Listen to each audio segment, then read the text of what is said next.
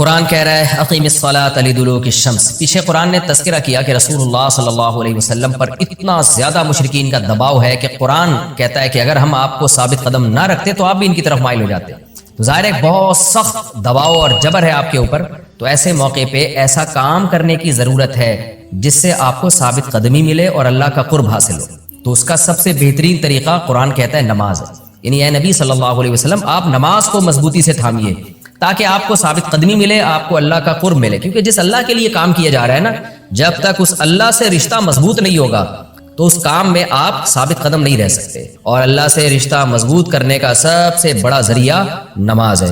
اس لیے قرآن کہتا ہے اقیم الصلاۃ, آپ نماز قائم کیجئے, لدلوک الشمس, سورج کے ڈھلنے کے وقت. سورج کب ڈھلتا ہے؟ جب بالکل بلندی پہ جا کے ڈھلنا شروع ہوتا ہے تو ظہر کا وقت شروع ہوتا ہے. الی غسق اللیل, رات کے اندھیروں تک. یعنی اس میں 4 نمازیں آ گئیں. سورج جب ڈھلتا ہے نا بالکل بلندی پر ہوتا ہے, تھوڑا سا ڈھلتا ہے ظہر کا وقت, مزید ڈھلان پیدا ہوتی ہے عصر کا وقت, مزید ڈھلتا ہے مغرب کا وقت, اور پھر الی غسق اللیل, سورج تو غائب ہو جاتا ہے مغرب کے بعد, پھر رات کے اندھیرے میں یعنی عشاء کا وقت. وقرآن الفجر, اور فجر کے وقت میں, فجر کے تلاوت کے وقت میں. تو قرآن میں اشارہ کر دیا کہ اصل تلاوت کا وقت ہے ہی فجر کا. آج بعض اماموں کو ہم نے دیکھا فجر میں بڑی مختصر تلاوت کرتے ہیں, یہ بالکل غلط ہے. سنت ہے فجر میں طوال مفصل, یعنی سورہ حجرات سے لے کے سورہ بروج تک کی جو لمبی لمبی صورتیں ان کو تلاوت کیا جائے. تو فجر کے قرآن کے وقت بھی آپ نماز قائم کیجئے. ان قرآن الفجر, بے شک فجر کا جو قرآن ہے, فجر میں جو تلاوت ہے, کانا مشہودا, اس میں حاضر ہوتے ہیں. کون حاضر ہوتے ہیں؟ حدیث سے پتہ چلتا ہے فرشتے. فجر کا وقت اتنا مبارک وقت ہے جب اس میں امام صاحب قرات کرتے ہیں اور لوگ ہاتھ باندھ کے پیچھے امام کی قرات سنتے ہیں. ایک خاص سکینت نازل ہوتی ہے اللہ کی طرف سے, اور فرشتے بھی اس تلاوت میں نازل ہوتے ہیں. صحیح حدیث سے یہ بات ثابت ہے کہ فرشتے جو تبدیل ہوتے ہیں نا, ان کے آنے جانے کا وقت اور فجر اور عصر میں ہے. وہ جو فجر میں فرشتے آتے ہیں انسان کی حفاظت کے لیے, لہو معقبات من بین یدیہ ومن خلفہ یحفظونہ من امر اللہ. بہت ساری مخلوق اس کائنات میں ایسی ہے جہاں تک سائنس نہیں پہنچی, اور ہو سکتا ہے قیامت تک پہنچ ہی نہ سکے. وہ انسان کی عقل سے بالاتر ہے وہ مخلوق, اور یہ بھی ممکن ہے پہنچ جائے سائنس ترقی کر کے. وہ مخلوق انسان کو نقصان پہنچانے کی کوشش کرتی ہے. تو اس مخلوق سے بچانے کے لیے, جن میں جنات ہیں سر فہرست, ان سے بچانے کے لیے اللہ نے فرشتوں کا انتظام کیا ہے. تو حدیث میں آتا ہے صبح و شام, قرآن سے بھی یہ بات ثابت ہے, صبح و شام فرشتوں کی باریاں چینج ہوتی ہیں اور وہ ہماری حفاظت کے لیے اللہ کی طرف سے متعین ہوتے ہیں. تو ان کی جو حاضری ہے ان فرشتوں کی, وہ فجر کے وقت میں ہوتی ہے. اور یہ بھی حدیث سے ثابت ہے کہ بہت سے فرشتے صرف تلاوت سننے کے لیے زمین پہ اترتے ہیں. تہجد کے بارے میں حدیث میں آتا ہے کہ جب کوئی شخص تہجد میں قرآن کی تلاوت کرتا ہے تو فرشتے آنا شروع ہوتے ہیں اور اس کے جو ہے نا لبوں پہ اپنے منہ کو رکھ لیتے ہیں اس کی تلاوت کو چکھنے کے لیے. اتنا فرشتوں کو لطف محسوس ہوتا ہے تہجد کی تلاوت میں. اور پھر وہ تانتا بناتے بناتے جو ہے نا ایک دوسرے پہ سوار ہوتے ہوتے آسمان کی بلندیوں تک پہنچ جاتے ہیں. تو فجر کی نماز میں بھی یہ فضیلت ہے. تو آگے اللہ فرماتے ہیں کہ اللہ نے فجر کی نماز کی فضیلت کو بیان کیا. آگے اللہ فرماتے ہیں وَمِنَ اللَّيْلِ, یہ تو 5 نمازیں ہو گئیں, یہ تو ساری امت پہ فرض ہیں, لیکن رات کے کچھ حصے میں فَتَہَجَّدْ بِهِ کا مطلب اس حصے میں آپ نے تہجد پڑھنی ہے. نَافِلَةً لَكَ, اے محمد صلی اللہ علیہ وسلم یہ آپ کے لیے اضافہ ہے. کیا مطلب؟ یا تو نبی صلی اللہ علیہ وسلم پہ 6 نمازیں فرض تھیں, یعنی 5 فرض کے علاوہ تہجد بھی فرض تھی. تو اس لیے قرآن نے کہہ دیا کہ امت پہ تو 5 فرض ہیں نافلۃ لک, لیکن یہ تہجد آپ کے لیے اضافی ہے, یعنی آپ پر 6 نمازیں فرض ہیں. ایک مطلب تو یہ بھی ہو سکتا ہے. اور جو علماء اس کے قائل ہیں کہ نہیں نبی پر تہجد فرض نہیں تھی, تو ان کے نزدیک اس آیت کی تفسیر یہ ہوگی کہ یہ آپ کے لیے ایک اضافہ ہے اللہ کے قرب حاصل کرنے کا. یعنی 5 نمازیں تو پڑھنی ہی پڑھنی ہے, لیکن آپ اللہ کے قرب کے لیے ایک اضافی چیز بھی آپ کو دی جا رہی ہے تاکہ آپ کے درجات اور زیادہ بلند ہو. تو ایسی صورت میں یہ صرف نبی کے ساتھ خاص نہیں ہے, کیونکہ خطاب نبی سے چل رہا ہے, اس لیے اللہ نے کہہ دیا آپ کے لیے اضافہ, ورنہ حقیقت میں پوری امت کے لیے یہ اضافہ ہے. آگے اللہ فرماتے ہیں عسیٰ ان یبعثک ربک, امید ہے کہ آپ کو آپ کا رب پہنچا دے مقام محمود تک. یہ مقام محمود کیا ہے؟ شفاعت کبریٰ, یعنی تمام پیغمبر نبی کے پاس آئیں گے کہ آپ سفارش سے آغاز کریں, یعنی سفارش کا آغاز آپ سے ہوگا, پھر آپ صلی اللہ علیہ وسلم سفارش کریں گے. تو یہ ایک سب سے اونچا مقام ہے جو اللہ قیامت کے دن رسول اللہ صلی اللہ علیہ وسلم کو دے گا, اور جس سے آپ کی تمام پیغمبروں پر فضیلت ثابت ہو جائے گی کہ جب تک آپ کی طرف سے شفاعت کی ابتدا نہیں ہوگی کوئی اور پیغمبر سفارش نہیں کریں گے. تو اللہ نبی صلی اللہ علیہ وسلم کو تسلیاں دے رہا ہے کہ یہ مشرکین کا جو آپ کے اوپر بے پناہ دباؤ ہے, جبر ہے, آپ اس میں تسلی رکھیے, آپ نماز قائم کریں اور تہجد کی پابندی کریں.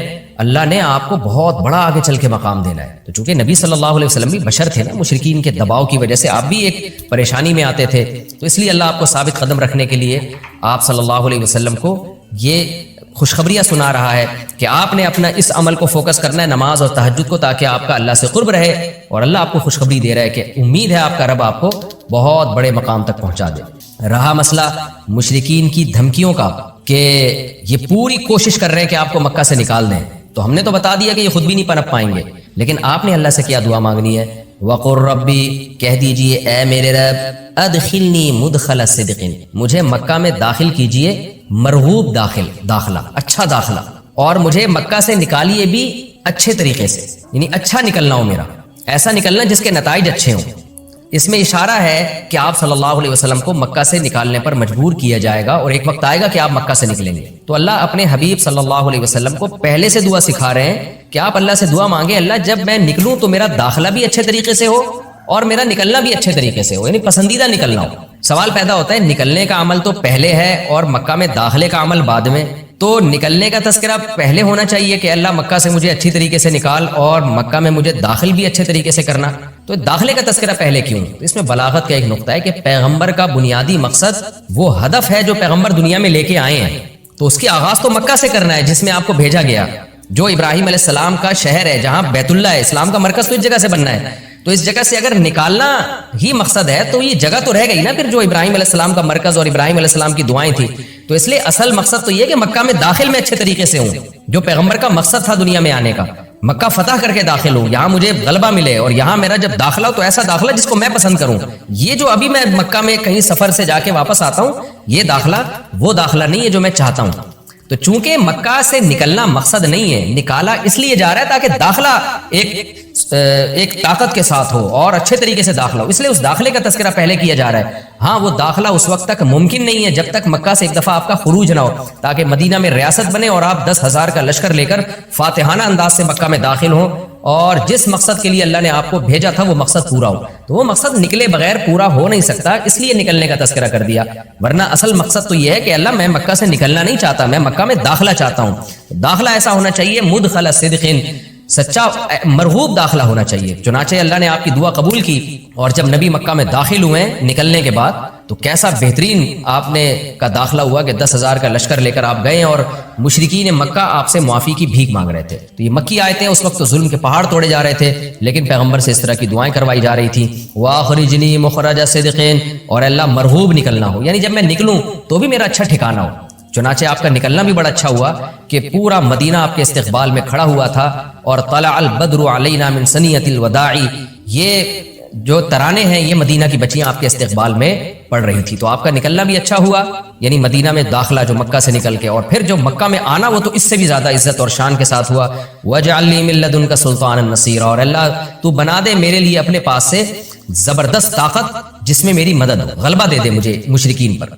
یہ بھی مستقبل کی دعا ہے جو ان حالات میں نبی سے منگوائی جا رہی ہے، اور اللہ نے آپ کی ساری دعاؤں کو قبول کیا، سلطان نصیر بھی دے دیا آپ کو، غلبہ بھی دے دیا مکہ پہ، ایسا غلبہ جس میں اللہ کی مدد تھی، اور وہ کمزور غلبہ نہیں تھا، طاقتور غلبے کو سلطان کہا جاتا ہے۔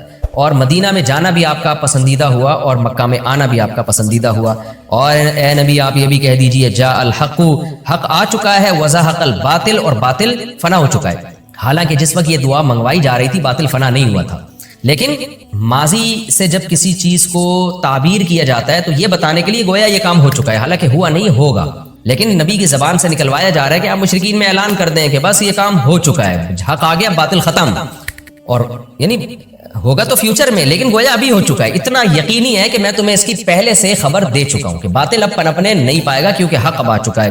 ان الباطل کان زہوقا، اور باطل تو ہے ہی فنا ہونے والی چیز، جب حق آتا ہے تو باطل فنا ہو جاتا ہے۔ نبی صلی اللہ علیہ وسلم جب مکہ مکرمہ میں داخل ہوئے نا تو آپ بتوں کو چھڑیوں سے گراتے تھے، چھڑی سے مکہ میں داخل ہو کے 360 بت کو ایک ایک کر کے چھڑی مارتے تھے، اور وہ بت الٹے لڑکتے تھے۔ تو آپ اس موقع پر یہ آیت پڑھ رہے تھے کہ جاء الحق وزہق الباطل ان الباطل کان زہوقا۔ کیا کیفیات بنتی ہوں گی صحابہ کی اور پیغمبر کی اس وقت کہ جو خوشخبری ان کو 13 سال پہلے دی گئی تھی، کئی سال پہلے دی گئی تھی، اور یقینی دی گئی تھی کہ یہ ہو چکا، تو اللہ نے اپنی آنکھوں سے دکھا دیا کہ کیسے بتوں کو بیت اللہ سے نکالا جا رہا ہے، اور اللہ کے گھر کو کیسے شرک سے پاک کیا جا رہا ہے۔ وَنُنَزِّلُ مِنَ الْقُرْآنِ مَا هُوَ شِفَاءٌ وَرَحْمَةٌ لِّلْمُؤْمِنِينَ، اور قرآن کہہ رہے ہیں ہم قرآن نازل کرتے ہیں جس میں مومنین کے لیے شفا ہے، یعنی اے نبی آپ کی تسلی کے لیے اور بھی ہم بتائیں آپ کو کہ ہم یہ جو آیتیں نازل کر رہے ہیں نا، اس میں مومنین کو بھی شفا مل رہی ہے، ان کی اصلاح ہو رہی ہے شرک سے اور برے عقیدوں سے، اور مسلمانوں کے لیے یہ رحمت ہے، ان کو تسلیاں بھی مل رہی ہیں۔ وَلَا يَزِيدُ الظَّالِمِينَ إِلَّا خَسَارًا، اور ظالمین کے خسارے میں اضافہ ہو رہا ہے، کیونکہ ظالمین اس پر عمل نہیں کر رہے، حجت تمام ہو رہی ہے۔ وَإِذَا أَنْعَمْنَا عَلَى الْإِنسَانِ أَعْرَضَ وَنَأَىٰ بِجَانِبِهِ، قرآن کہتے ہیں ہم جب انسان پر احسان کرتے ہیں تو وہ اعراض کرتا ہے اور اپنے پہلو کو ہٹا دیتا ہے، نعمت ملنے کے بعد بجائے اللہ کے قریب ہونے کے اللہ سے دور ہوتا ہے۔ وَإِذَا مَسَّهُ الشَّرُّ، اور جب انسان کو کوئی مصیبت پہنچتی ہے، كَانَ يَئُوسًا، تو مایوس ہونے لگتا ہے۔ یعنی انسان کے بارے میں شکایت کی جا رہی ہے کہ اس کا اللہ پر ایمان نہیں ہے۔ پیغمبر کا مقصد ہے اللہ سے جوڑنا، تو یہ جو مشرکین ہیں جو اللہ کو نہیں مانتے، یہ خوشیوں میں بھی اللہ کو بھولتے ہیں اور غم میں بھی اللہ کو بھولتے ہیں، اسباب کو دیکھتے ہیں۔ لہٰذا جب اسباب کو آپ دیکھتے ہو اور پریشانی آتی ہے تو اسباب بتا رہے ہوتے ہیں پریشانی دور نہیں ہو سکتی، تو مایوس ہونے لگتے ہیں، ڈپریشن میں جاتے ہیں، اور جب خوشی آتی ہے تو اپنا کمال سمجھتے ہیں، لہٰذا اترانے لگتے ہیں اور خدا سے دور ہو جاتے ہیں۔ تو اے نبی ان سے کہہ دیجئے کل یعمل علی شاکلتہ، ہر شخص اپنی نیچر کے مطابق عمل کر رہا ہے۔ اچھے لوگ کیا کرتے ہیں کہ جب انہیں خوشی ملتی ہے تو شکر ادا کرتے ہیں، اور غم آتا ہے تو مایوس نہیں ہوتے، ان کو پتہ ہے غم اللہ دور کر سکتا ہے۔ فربکم اعلم، تمہارا رب خوب جانتا ہے بمن هو اهدی سبیلا، کون ان دونوں فریقوں میں سیدھے راستے پر چل رہا ہے، جو غموں میں مایوس ہو اور خوشیوں میں اترانے لگے خدا سے دور ہو جائے، وہ گمراہی والے راستے پر ہے، اور جو خوشیوں میں اللہ کے قریب آئے شکر ادا کرے اور غموں میں بھی اللہ کے قریب آئے کہ غم کو اللہ ہی دور کر سکتا ہے، مایوس نہ ہو، یہ سیدھے راستے پر ہے۔ اللہ خوب جانتا ہے کون سیدھے راستے پر ہے، یعنی اس میں اللہ نے اشارہ دے دیا کہ یہ لوگ سیدھے راستے پر ہے، تو ہمیں ایسا بننا چاہیے۔ یہ ہمارا رکوع کمپلیٹ ہو گیا۔ یہ نرگس صاحبہ انڈیا سے پوچھتی ہیں فجر چھوڑ کر باقی نمازیں پڑھنا، اگر ہم فجر کی نماز نہ پڑھیں تو کیا باقی نمازیں پڑھ سکتے ہیں یا وہ بھی قبول نہیں ہوں گی؟ فجر کی نماز نہ پڑھیں تو ایسا کوئی پیکج ہمارے علم میں نہیں ہے کہ جو فجر کی نماز نہ پڑھے اس پر باقی نمازیں بھی اللہ کی طرف سے معاف ہو جاتی ہیں، اس طرح کا کوئی پیکج ابھی تک میرے علم میں نہیں ہے کہ قرآن و سنت میں کوئی اس طرح کا کوئی پیکج نماز چھوڑنے والوں کو اسپیشلی دیا گیا ہو کہ جو ایک چھوڑ دیں وہ باقی بھی چھوڑ دیں، ایسا نہیں ہے۔ آپ اگر فجر نہیں پڑھتے تو باقی 4 نمازیں پڑھیں، کیونکہ باقی بھی چھوڑیں گے تو اور بڑا گناہ ہوگا، اور فجر چھوڑنا بھی کبیرہ گناہ ہے۔ رسول اللہ صلی اللہ علیہ وسلم نے ارشاد فرمایا من ترک الصلاۃ متعمدا فقد کفر، جس نے جان کر نماز چھوڑ دی تحقیق اس نے کفر کیا۔ تو یہ خوب سمجھ لینا چاہیے کہ اسلام لانے کے بعد نماز جان بوجھ کر قضا کر دینا، اس سے بڑا کوئی جرم اسلام میں ہے نہیں۔ یہ تو تصور نہیں تھا پہلے زمانے میں کہ کوئی مسلمان ہو اور جان کر نماز قضا کر دے، تو اسلام کی علامت ہے۔ اس لیے اس کبیرہ گناہ سے فوراً توبہ کریں، اور اگر اللہ نہ کرے کبھی فجر چھوٹ جاتی ہے تو فوراً سے جتنا جلدی ہو سکے توبہ بھی کریں اور قضا بھی کریں، اور باقی نمازیں وہ بھی پڑھتی رہیں۔ فجر کی پابندی کیسے کریں؟ فجر کی نماز نیند کی وجہ سے قضا ہو جاتی ہے، ذہن میں خیال آتا ہے کہ ابھی سو جاتا ہوں بعد میں اس کی قضا کر لوں گا، اس کی تھوڑی وضاحت فرما دیں۔ محمد اظہر انڈیا سے۔ محمد اظہر بھائی، مسئلہ یہ ہے کہ اسلام میں نا شرک کے بعد نماز قضا کرنے سے بڑا گناہ نہیں ہے، کسی قیمت پہ معاف نہیں ہے نماز، تو آپ سو جائیں یا کچھ بھی کر لیں آپ کو نماز پڑھنی پڑے گی، ورنہ آخرت میں اس کا بڑا سخت حساب دینا پڑے گا آپ کو۔ اور فجر کی نماز کی ویلیو اس لیے بھی زیادہ ہے کہ اس میں وہ اس کے ثواب اس لیے زیادہ ہے کہ اس کو پڑھنا مشکل ہے۔ تو 2 کام میں آپ کو بتاتا ہوں، وہ اگر کر لیں تو انشاءاللہ آپ سے پابندی ہو جائے گی۔ نمبر 1، صبح اٹھنے کے لیے آپ ایک الارم والی گھڑی لیں جس کے الارم کی آواز بہت تیز ہو، اور وہ آپ جہاں سوتے ہیں نا اس جگہ سے دور رکھیں، کہیں دور الماری پہ رکھیں، تاکہ جب وہ بجے تو اتنی زور سے بجے کہ آپ کے 14 طبق روشن ہو جائیں، اور محلے والے آپ کو بولیں کہ بھائی جا کے اس کو بند کرو۔ اور دوسری بات یہ ہوگا، دور رکھنے کا فائدہ یہ ہوگا کہ آپ فوراً وہیں سوتے سوتے ہاتھ مار کے بند نہیں کریں گے، بلکہ آپ کو اٹھ کے چل کے جانا پڑے گا اسے بند کرنے کے لیے، تو اتنی تیز آواز ہو کہ آپ دوڑتے ہوئے جائیں اٹھ کے، تو اس سے انشاءاللہ آپ کی آدھی نیند بھی غائب ہو جائے گی اور جو سستی تھی وہ بھی کم ہو جائے گی، اور آپ انشاءاللہ اٹھ بھی جائیں گے۔ دوسرا کام آپ نے یہ کرنا ہے کہ جس دن فجر کی نماز قضا ہو جائے اس دن آپ نے فجر صبح کا ناشتہ نہیں کرنا ہے۔ اگر آپ ناشتے کے عادی ہیں تو اس دن کا ناشتہ آپ گول کر دیں سزا کے طور پر، تو یہ بھی ہے۔ اور اگر آپ ویسے ہی ناشتے کے عادی ہیں، ناشتہ کرنے کا آپ کا معمول نہیں ہے، تو پھر آپ اس دن لنچ غائب کر دیں، بولے آج کھانا نہیں کھاؤں گا میں، تو کچھ سزا دیں اپنے آپ کو، تو اس سے انشاءاللہ آہستہ آہستہ اس بری عادت سے آپ کی جان چھوٹ جائے گی۔ کہ انسان جلباز ہے، اس کو چاہیے یہ جو اللہ طریقہ بتا رہا ہے خوشی حاصل کرنے کا، چونکہ وہ پائیدار ہے لیکن اس میں ٹائم لگتا ہے، وہ پائیدار طریقہ ہے، ٹائم لگتا ہے، لیکن اس کو حاصل نہیں کر رہا۔ اس کو حاصل کیسے کیا جائے؟ اللہ نے اس کی مثال دی، فرمایا الا المصلین، کچھ لوگ ایسے ہیں جو جلباز نہیں ہیں۔ جلباز کا مطلب تو سمجھ گئے نا، خوشی حاصل کرنے کا فوری طریقہ چاہیے، اس کے سائیڈ ایفیکٹ میں غور نہیں کرنا۔ آپ کو پتہ ہے ایسے لوگ بھی ہیں دنیا میں جو بالغ ہوتے ہی زنا کر رہے ہیں، ہزاروں دفعہ انہوں نے زنا کیا ہے۔ میں جب باہر ملکوں میں جاتا ہوں ہر طرح کی رپورٹیں آتی ہیں میرے پاس، لوگ بتا رہے ہوتے ہیں اپنے غیر مسلم دوستوں کے حالات، ہزاروں دفعہ زنا کیا، ان کو زنا میں رغبت ختم ہو گئی، وہ کسی اور طرح سے لائف کو انجوائے کرنا چاہتے ہیں, ان کو لذت ہی ختم ہو گئی اس میں, کہتے ہیں اب ہم اس سے ڈپریشن میں جاتے ہیں, پھر وہ لڑکوں سے بدفعلی کی طرف آتے ہیں, اور پھر کچھ اور, پھر وہ کہتے ہیں اس سے بھی دل بھر جاتا ہے, کہیں اور جاؤ, اس سے پھر خوشی نہیں ملتی ہے, آخر میں کیا ہوتا ہے, دماغ خراب, گولیوں پہ آتے ہیں, بس سوتے رہو کسی طرح پڑے ہوئے. تو آج مسلمان بھی اسی زندگی کو فالو کر رہا ہے بھائی, مسلمان بھی اسی کے پیچھے بھاگ رہا ہے کہ جو خوشیوں کا جس طرح سے ان کو خوشیاں ملی ہمیں بھی ملیں گی, بھائی ان کو نہیں ملی تو تمہیں بھی نہیں ملیں گی. تو اس لیے اللہ تعالیٰ نے فرمایا اذا مسہ الشر جزوعا واذا مسہ الخیر منوعا الا المصلین. اللہ کہتے ہیں جو لوگ جلد باز نہیں ہیں, جو پائیدار طریقے سے خوشی حاصل کرنا چاہتے ہیں, جو مصیبتوں پہ صبر کرتے ہیں, خوشیوں پہ اتراتے نہیں ہیں بلکہ شکر کرتے ہیں, یہ کون لوگ ہیں؟ چند لوگ دنیا میں ایسے ہیں جن کی زندگی کامیاب ہے. وہ کون لوگ ہیں؟ دیکھو اس کو سمجھنے کے لیے پہلے قرآن کا ایک اصول سمجھو. قرآن کی عادت ہے جزیات کے ضمن میں کلیات سمجھانا. تھوڑی گاڑی اردو ہے, اس کو میں آسان زبان میں سمجھاؤں گا. قرآن جب اصول لا اور ضابطہ بیان کرتا ہے نا, تو لا کی شکل میں نہیں بیان کرتا بلکہ اگزامپل دے کے بیان کرتا ہے. اس کی میں ایک مثال دیتا ہوں. دیکھو کسی بھی لا کو سمجھانے کے دو طریقے ہوتے ہیں. نیوٹن کا ایک قانون ہے نا کہ ہر عمل کا ری ایکشن ہوتا ہے نا, ہر ایکٹ کا ری ایکٹ ہوتا ہے. تو ہمارے ٹیچر مثال دیا کرتے تھے, دیوار پہ جب آپ بال مارو گے جتنی زور سے مارو گے اتنی زور سے واپس لوٹے گی, یہ مثال دیا کرتے تھے.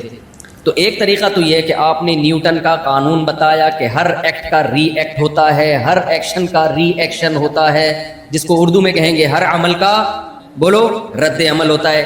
لیکن بعض دفعہ جب سادہ طریقے سے کسی چیز کو سمجھایا جاتا ہے تو لا نہیں بتایا جاتا, مثال پہلے دی جاتی ہے. آپ مثال سے بات سمجھاتے ہو, دیکھو بیٹا تم دیوار پہ جتنی زور سے دیوار پہ گیند مارو گے اتنی ہی زور سے واپس لوٹے گی. تو بچے کے دماغ میں یہ بات بیٹھ جاتی ہے کہ جب بھی کوئی عمل کتنی زور سے کیا جائے گا اس کا جواب بھی اتنے ہی زور سے ملے گا. تو بعض دفعہ مثال کے ذریعے بات سمجھانا آسان. قرآن کا جو مخاطب تھے وہ عرب کے بدو تھے, اولین مخاطب, اس لیے قرآن میں مثالیں بہت ہیں کیونکہ مثالوں کے ذریعے بات بہت آسانی سے سمجھائی جا سکتی ہے. قرآن نے مثال سے بات سمجھائی, لیکن مراد کیا ہے؟ اصول اور ضابطہ. قرآن نے مثال سے بات سمجھائی. دیکھو کچھ لوگ ایسے ہیں, جزیات سے بات سمجھائی, کچھ لوگ ایسے ہیں جو جلد باز نہیں ہوتے. یہ کون ہے؟ الا المصلین, وہ لوگ جو نماز قائم کرتے ہیں. والذین هم علی صلواتهم یحافظون, اپنی نمازوں کی حفاظت کرتے ہیں. الا المصلین الذین هم علی صلاتهم دائمون, پابندی سے نمازیں پڑھتے ہیں. الا المصلین الذین هم علی صلاتهم دائمون والذین فی اموالهم حق معلوم, یہ وہ لوگ جن کے مال میں ایک حق ہے, متعین حصہ ہے. للسائل, مانگنے والوں کے لیے جو غربت میں مانگتے ہیں. والمحروم, اور ایسے محروموں کے لیے جو مانگتے نہیں ہیں, یعنی یہ لوگ جلباز نہیں ہوتے. للسائل والمحروم. والذین یصدقون بیوم الدین, یہ وہ لوگ ہیں جو آخرت کے دن کی تصدیق کرتے ہیں. والذین هم, کیا ہے بھائی آیت؟ والذین یصدقون بیوم الدین والذین هم من عذاب ربهم مشفقون, اپنے رب کے عذاب سے ڈرتے ہیں. والذین هم لفروجهم حافظون, اپنی شرم گاہوں کی حفاظت کرتے ہیں. الا علی ازواجهم, سوائے زوجہ کے. تو یہ کیا قرآن بیان کر رہا ہے؟ یہ مثالیں بیان کر رہا ہے کہ یہ والے لوگ یہ جلباز نہیں ہوتے, نماز قائم کرتے ہیں, کنجوس نہیں ہوتے. ان کے مال میں یتیموں کا, مسکینوں کا, غریبوں کا حق ہوتا ہے, ان پہ خرچ کرتے رہتے ہیں. اللہ کے عذاب سے تمہیں نظر آئے گا کہ ان کے چہرے سے خشیت جھلکتی ہوگی کہ اللہ کے عذاب کے خوف ان کے دلوں میں ہے. تو کیا مطلب بتانے کا؟ یہ مثال دینے سے مقصد یہ ہے کہ ان کے اندر کچھ صفات ایسی ہوتی ہیں جن صفات کی وجہ سے ان کے جسم سے یہ اعمال نکلنا شروع ہو جاتے ہیں. مطلب یہ نہیں ہے کہ جو لوگ یہ اعمال کرتے ہیں وہ ایسے ہوتے ہیں. بہت سے 2 نمبر لوگ بھی یہ اعمال کر رہے ہوتے ہیں. سمجھ رہے ہو کہ نہیں سمجھ رہے؟ بہت سے نمازی ہوتے ہیں. ابھی ہم بیٹھے ہوئے تھے نا, میں کہیں سعودی عرب میں تھا, تو مجھے کسی نے بتایا کہ پاکستان کا جو نشے کا سب سے بڑا اسمگلر ہے. میں نے کہا اس کا نام کیا؟ وہ بڑے نالجیبل آدمی تھے. میں نے کہا پاکستان میں بھی نشہ کا یہ جو چرس ہیروئن اسمگل ہوتی ہے؟ انہوں نے کہا ہاں. نام کیا ہے؟ میں اب بندے کا اصل نام تو نہیں بتاؤں گا آپ کو, لیکن حاجی لگا دو اس کے نام کے ساتھ. فار ایگزامپل حاجی غفار. اب ہیروئن سب سے زیادہ ایکسپورٹ کر رہا ہے وہ بندہ, نام کیا ہے؟ تو بندے نے میں نے کہا اس کا نام کیا؟ غفار ہے نہیں, کہیں غفار کے پیچھے نہ پڑ جاؤ, فرضی نام بتا رہا ہوں میں, یہ حاجی غفار. کیونکہ اوریجنل نام لوں گا تو میرے کو آ کے پکڑے گا نا کہ تو نے میرا راز کیوں فاش کیا. حاجی غفار. پھر ایک اور بندے کے بارے میں ہم نے معلومات کی, وہ فلاں دنیا میں نا وہ نشے کا, ہیروئن کا اتنا بڑا اسمگل, اس کا نام بھی حاجی فلاں. تیسرے کا پتہ چلا اس کا نام بھی حاجی فلاں. ابے میں نے کہا یہ سارے حاجیوں کا کام چرس بیچنا ہی رہ گیا کیا؟ سارے حاجی ہیں. تو ایسے بہت سارے نمازی بھی ہیں. کیا خیال ہے بھائی؟ تو قرآن کا مقصد یہ بتانا نہیں ہے کہ حاجی لوگ سارے نیک ہوتے ہیں, نمازی لوگ سارے نیک ہوتے ہیں. اصل میں کچھ صلاحیتیں انسان میں ایسی ہوتی ہے کہ وہ جب اس کے اندر پیدا ہوتی ہیں تو اس کا اثر یہ نکلتا ہے کہ وہ نمازی بھی بن جاتا ہے, اس سے کنجوسی ہمیشہ کے لیے چھوٹ جاتی ہے, اس کے مال میں غریبوں کا حصہ, رشتہ داروں کا حصہ نکلنا شروع ہو جاتا ہے. یہ وہ لوگ ہیں, یعنی قرآن یہ بتا رہا ہے کہ وہ لوگ جلد باز نہیں ہوتے جو اللہ کے وجود پر, اللہ کی توحید پر ایمان رکھتے ہیں, اللہ پہ اعتماد اور توکل کرتے ہیں. انہیں یقین ہے موت کے بعد دوبارہ زندگی ہے, یہ دنیا مسافر خانہ ہے, یہ دنیا رہنے کی جگہ نہیں ہے, ہم کسی مقصد کے لیے بنے ہیں, خود بخود دنیا میں نہیں آئے. تو جن کو ان چیزوں کا استحضار ہوتا ہے اور انہیں یہ بھی پتا ہوتا ہے کہ اللہ کچھ کرنے میں اسباب کا محتاج نہیں ہے, جب وہ ہمیں کہہ رہا ہے کہ یہ خوشی حاصل کرنے کے لیے یہ طریقہ اختیار مت کرو, تو نہیں کریں گے تو خوشی ملے گی. دیکھنے میں لگ رہا ہے اختیار کریں گے تو خوشی ملے گی, لیکن ان کا اللہ پہ یقین ہے کہ اللہ اسباب کا محتاج نہیں ہے, وہ اس کے بغیر بھی خوشی دے سکتا ہے. تو وہ اپنے آپ کو اللہ کے سپرد کر دیتے ہیں کہ بھائی خوشی کے پیچھے مت بھاگو, اللہ کی مرضی کے پیچھے بھاگو. تو جو اللہ کی مرضی کے پیچھے بھاگتا ہے پھر اس سے یہ علامتیں ظاہر ہوتی ہیں. اللہ نے فرمایا تم دنیا میں دیکھنا چاہتے ہو نا کون اللہ کی مرضی کو فوکس کرتا ہے, تو تمہیں وہ لوگ نظر آئیں گے مسجدوں میں نماز پڑھتے ہوئے اور صدقہ اور خیرات کرتے ہوئے اور اپنی شرمگاہوں کی حفاظت کرتے ہوئے. وہ کسی غیر عورت کی طرف بری نظر اٹھا کر نہیں دیکھتے. ٹک ٹاک, فیس بک, ان تمام فحاشی کے تمام ذرائع اور وسائل سے وہ بچتے ہیں. تو ایسا انہوں نے اپنے آپ کو اللہ کے سپرد کیا ہوا ہے. یہ لوگ جلباز نہیں ہوتے. سمجھتے ہو کہ نہیں سمجھتے؟ کیا مطلب؟ کافر خوشی تلاش کرتا ہے خوشی کے پیچھے بھاگ کے, مسلمان خوشی تلاش کرتا ہے خوشی کو لات مار کے. سمجھ میں نہیں آ رہی بات؟ ایک صاحب میرے پاس آئے, کہنے لگے بھائی میں ڈپریشن سے کیسے بچوں؟ میں نے کہا بچنے کی فکر چھوڑ دو. کہتے ہیں میں ٹینشن سے بچنا چاہتا ہوں, کیا کروں؟ میں نے کہا بچنے کی فکر چھوڑ. آپ اگر خوش رہنا چاہتے ہو نا تو خوش رہنے کی فکر بولو چھوڑ. اس کی مثال اور آسان مثال سے سمجھا. دیکھو آپ کسی ہاسپٹل میں چلے گئے, آپ کو کوئی بڑی بیماری ہے, بہت اسپیشلسٹ ڈاکٹر اس بیماری کا آیا اور آپ کا علاج کر رہا ہے, اور آپ کو پتہ ہی ہے اس فیلڈ کا اسپیشلسٹ ہے. یہ کیا ہے؟ اسپیشلسٹ. یہ آپ کی بیماری ٹھیک کر دے گا. اب اس نے کوئی میڈیسن لکھ کے دی, آپ اس سے پوچھ رہے ہو یہ والی میڈیسن تو کڑوی ہے, مجھے آپ ایسا کریں وہ میڈیسن دیں جس میں شہد ملا ہوا ہوتا ہے, کیونکہ وہ جب کھاؤں گا تو مجھے میٹھا محسوس ہوتا ہے اور لائف کو میں انجوائے کروں گا. اس نے کوئی سیرپ لکھ کے دیا کڑوا, آپ نے کہا یہ والا سیرپ ٹھیک نہیں ہے, وہ گڑ کا جو گنے کا رس ہے نا جو باہر ملتا ہے وہ والا سیرپ لکھ کے دیں آپ مجھے, کیونکہ میں جب آپ کا سیرپ پیتا ہوں کڑواہٹ محسوس ہوتی ہے, مجھے ذرا بھی خوشی محسوس بولو نہیں, میں لائف کو انجوائے نہیں کر پا رہا ہوں ڈاکٹر صاحب آپ کے اس ٹریٹمنٹ کی وجہ سے. میں گنے کا رس پیتا ہوں تو مجھے بڑا مزہ آتا ہے, تو آپ وہ لکھ کے دیں, یہ لکھ کے دیں, وہ لکھ کے دیں, یہ لکھ کے دیں. تو ایک دن ڈاکٹر کیا کہے گا, بھائی اگر تو سچی مچی میں چاہتا ہے نا تیری لائف میں انجوائمنٹ پیدا ہو تو تو انجوائمنٹ کی فکر چھوڑ دے, یہ میرے اوپر ڈال دے. اگر میں تجھے کڑوا سیرپ دے رہا ہوں نا تو یہ سوچ کے پی لے کہ اسی میں میری خیر ہوگی. سمجھتے ہیں کہ نہیں سمجھ؟ اگر میں تجھے مصیبت دے رہا ہوں تو یہی سوچ کے کر لے کہ یہ مصیبت ڈاکٹر دے رہا ہے, یہ ٹیکا میں اب ٹیکا لگانے کے لیے آیا, آپ نے کہا نہیں ٹیکا نہیں, ٹیکا مجھے بالکل پسند نہیں ہے. ڈاکٹر صاحب میں آپ سے علاج ٹینشن کے لیے نہیں کرا رہا, خوش رہنے کے لیے کرا رہا ہوں تاکہ میں اور آپ ٹیکے لگا لگا کے مجھے ٹینشن دے. کل آپ نے 2 ٹیکے رائٹ سائڈ پہ لگائے, اب آپ لیفٹ پہ لگا رہے, رائٹ والی خراب کر دیا آپ نے, اب لیفٹ